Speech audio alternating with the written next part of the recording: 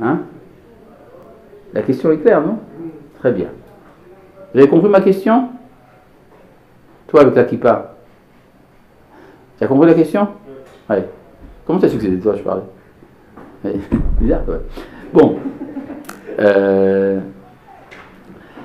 Donc la question c'est pourquoi le 25 il se lève? Eh bien tout simplement parce que le prophète Zecharia, quand il voit la construction du deuxième temple, il voit le retour de la Shekhinah en Israël. Et cette Shekhinah lui apparaît comme une lumière du sein de l'obscurité.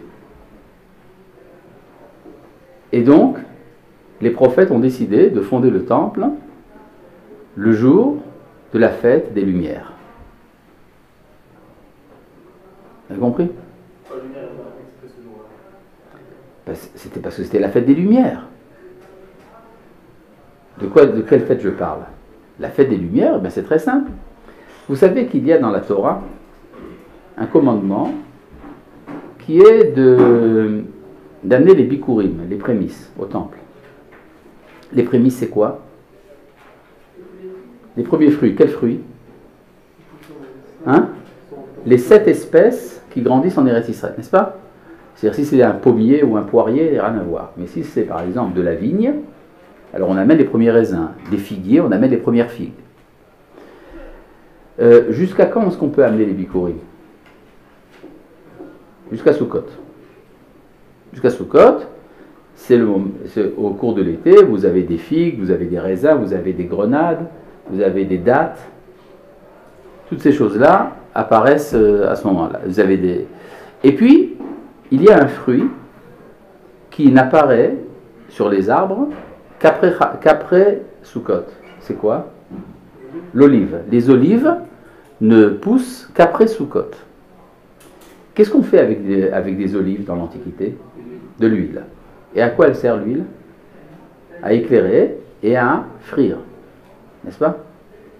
Donc, si vous faites une fête des Lumières, attendez, alors maintenant, la Mishnah nous dit que pour les olives, on peut amener jusqu'à Hanouka. Maintenant, prenez une société agricole de l'Antiquité qui a fini d'engranger la récolte. Qu'est-ce qu'elle fait? Elle fait la fête de l'engrangement. C'est la fête de Sukkot, n'est-ce pas?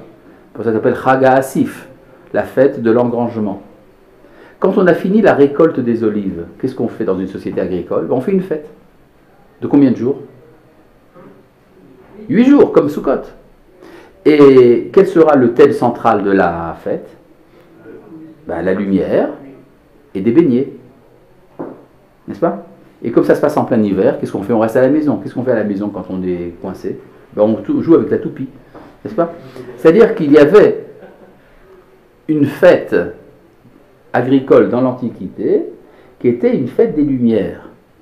Quand les prophètes de l'époque du deuxième temple ont vu le retour de la Shekhinah et qu'ils ont compris qu'elle ressemblait à une lumière dans l'obscurité, alors ils ont dit, nous allons faire donc l'inauguration pour cette fête des Lumières, le 25 qui se lève.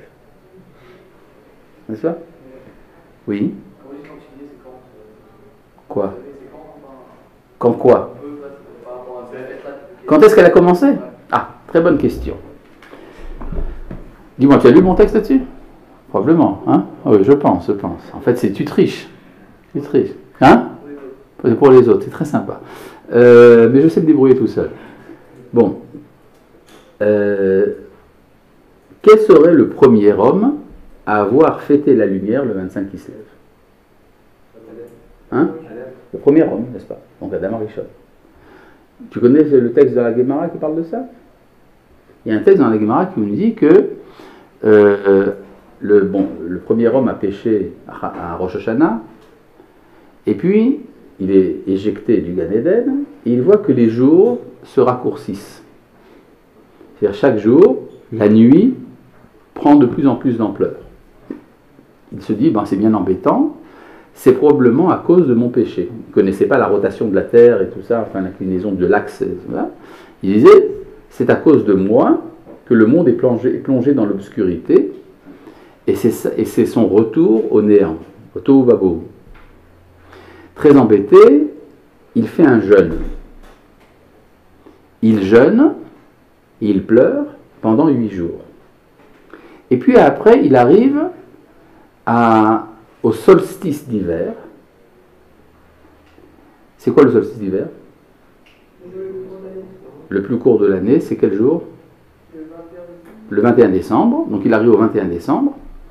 Et il voit que le jour commence à s'allonger. Ça lui prend combien de temps pour voir que le jour s'allonge?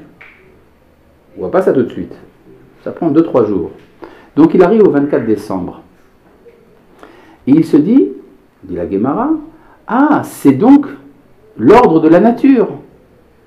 Minago shel olam. Tout content, il fait une fête de 8 jours, du 25 décembre au 1er janvier, pour fêter ça. Pour fêter le retour de la lumière. D'accord?